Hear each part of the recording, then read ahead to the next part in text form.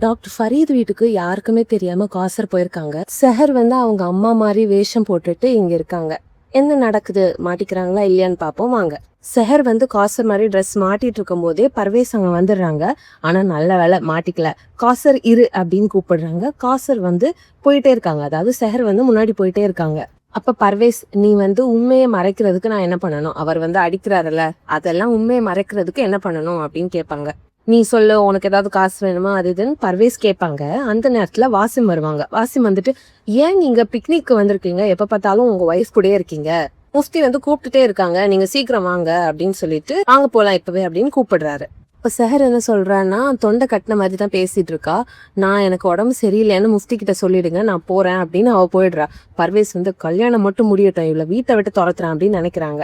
இங்க டாக்டர் ஃபரீதோட வீட்டை காட்டுறாங்க. அம்மாள் சொல்றா, நீங்க தான் ஏதாவது பண்ணிருப்பீங்க, அம்மாவை டார்ச்சர் பண்ணிருப்பீங்க, அதனாலதான் அம்மா வீட்டை விட்டு போயிட்டாங்க, எனக்கு சாய்ஸ் இருந்ததுன்னா நானும் அம்மா கூட தான் போயிருப்பேன் அப்படின்னு அவன் சொல்றா. ரொம்ப அழுதுட்டு, நீங்க ரொம்ப கெட்டவங்க அப்படின்னு அவ சொல்லிட்டு இருக்கா. இதெல்லாம் காசர் பார்த்துட்டு, அம்மா நிறுத்து, இது அப்பா கிட்ட பேசுற முறை இல்ல, இது தப்பு, உங்க அம்மா உங்க அப்பானாலதான் போயிருக்காங்கன்னா உன்னை கூட்டிட்டு போயிருக்கணும்ல, உனக்கு ஃபோன் பண்ணி ஏதாவது சொல்லியிருக்கணும்ல, அப்படி ஏதாவது பண்ணாங்களா அப்படின்னு கேட்டா அம்மாள் சொல்றா, நான் நிறைய வாட்டி கால் பண்ணேன்னா என்னோட போனே எடுக்கல அம்மா. இப்போ காசர் சொல்லி புரிய வைக்கிறாங்க, பாரு உன் அப்பானாலன்னா உன்கிட்ட பேசியிருப்பாங்க, உன்கிட்டயும் பேசல, அதனால உன் அப்பாவை நீ திட்டாத அப்படின்னு அவங்க புரிய வைக்கிறாங்க அவகிட்ட. உன்ன மாதிரி அப்பா கிடைக்கணும்னு எவ்வளவோ பொண்ணுங்க ஏங்கிட்டு இருக்காங்க, நீ அதனால இப்படி பேசக்கூடாது அப்படின்னு சொல்றாங்க. இப்ப அம்மாள் கொஞ்சம் சைலண்டாவா, ஃபரீத் வந்து நான் இருக்கேன்ல, எப்போ நான் அவங்க கூட இருப்பேன் அப்படின்னு சொல்லிட்டு அவங்க இருக்கும்போது காசர் அந்த ரூம்ல இருந்து வெளில போயிட்டு ஹால்ல வெயிட் பண்ணிருப்பாங்க. ஐயோ ஃபரீத் எப்ப வருவாரு, அங்க வர நான் போகணுமே, செஹர் தனியா இருக்காளே அப்படின்னு சொல்லிட்டு வெயிட் பண்ணும்போது ஃபரீத் வந்துருவாங்க. வந்துட்டு, ரொம்ப தேங்க்யூ, நீங்க இல்லைன்னா அவளை நான் என்னால சமாளிச்சிருக்கவே முடியாதுன்னு சொல்றாங்க. அதுக்கு காசர் சொல்றாங்க, என்னோட பொண்ணு வயசு தான் அம்மாள்னா, அதனாலதான் எனக்கு தெரிஞ்சது அப்படின்னு பேசிட்டு இருக்கும்போது ஃபரீதுக்கு ஒரு கால் வருது. சரி என்னன்னு பார்த்தா, நீங்க எதுக்கு எனக்கு கால் பண்றீங்க, இங்க தானே இருக்கீங்க அப்படின்னு சொல்லிட்டு அந்த ஃபோன் கால் அட்டன் பண்ணி காசர் கிட்ட கொடுக்குறாங்க. கொடுத்தா செஹர், அம்மா சீக்கிரம் வாங்க, எவ்வளவு நேரம் ஆகும் அப்படின்னு பதட்டமா கேக்குறா. அப்ப ஆசாத் வந்து அங்க இருந்து வாங்க சீக்கிரம் அப்படின்னு கூப்பிடுற சத்தம் கேக்குது.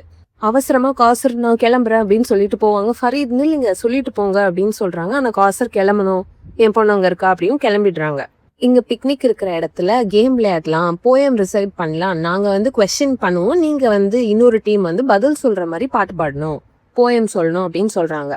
அப்ப வந்து நாசிமாவோட அம்மா கேக்குறாங்க, செஹர் காசர் எங்க அப்படின்னு. அவ சொல்ல முடியாம இருக்கும்போது பர்வேஸ் வந்து, இல்ல அவளுக்கு உடம்பு முடியல அதனால ரூம்ல இருக்கா.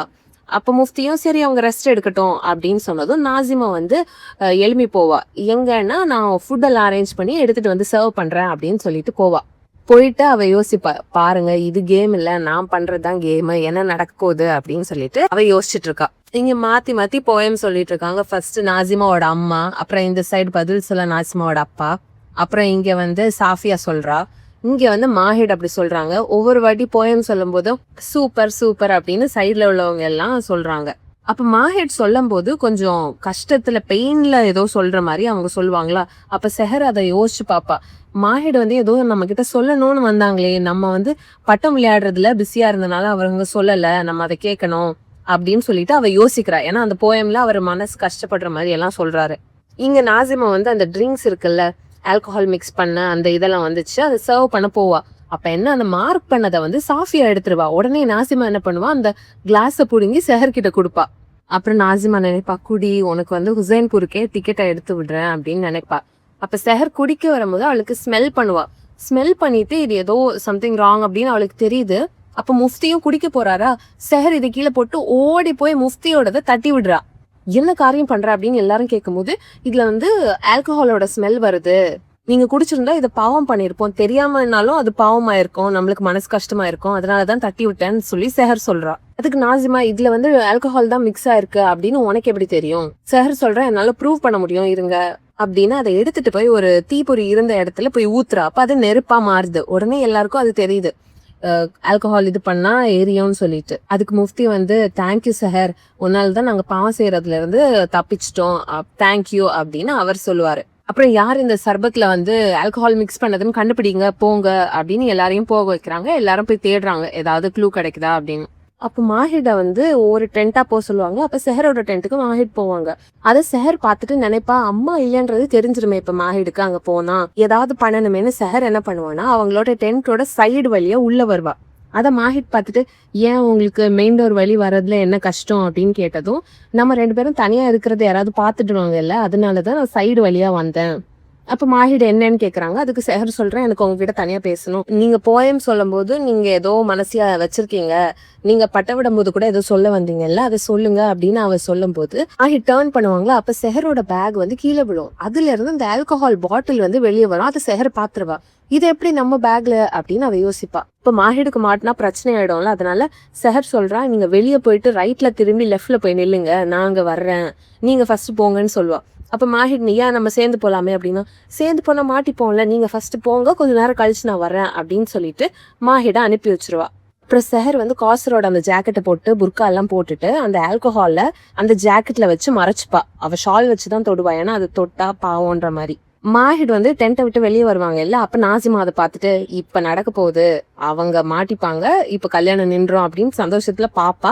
பட் மாஹிட் வந்து கேஷுவலா போவாங்க. அதை பார்த்துட்டு எப்படி அவங்க கிடைக்கலையா அந்த பாட்டில் அப்படின்னு சொல்லிட்டு நாசிமா திங்க் பண்ணிட்டு இருக்கும்போது ஒரு கை பின்னாடி வச்சுட்டு நான் பாட்டில கண்டுபிடிச்சிட்டேன், யார் பண்ணாங்கன்னு தெரியும் அப்படின்னு சொல்றாங்க. யாருன்னு பார்த்தா அது சாஃபியா. சாஃபியா வந்து நாசிமா கிட்ட நான் அந்த பாட்டில கண்டுபிடிச்சிட்டேன் வாங்க அப்படின்னு சொல்லிட்டு ஒரு இடத்துக்கு கூட்டிட்டு போய் ஒரு பாட்டில காட்டுறா. அது ரொம்ப வேற பாட்டில். உடனே நாசிமா என்ன பண்ணான்னா, இது வந்து அந்த பாட்டில் இல்ல அப்படின்னு சொல்லிடுவா. உடனே உங்களுக்கு எப்படி தெரியும் அப்படின்னு சாஃபியா கேட்டதும் நாசிமா சொல்வா, இல்ல இது ஏதோ பழைய பாட்டில் மாதிரி இருக்கு, ரொம்ப காலமா இங்க இருக்கிற மாதிரி இருக்கு, அதனால இல்லைன்னு சொன்னேன் அப்படின்னு நாசிமா வந்து மழுப்பிடுவா. இங்க காசர் மாதிரி செஹர் வேஷம் போட்டு வெளியே போவால, அதை பர்வேஸ் பார்த்துட்டு செஹரை இழுத்துட்டு, அதாவது காசரை இழுத்துட்டு ஒரு டென்ட்டுக்குள்ள போவோம்.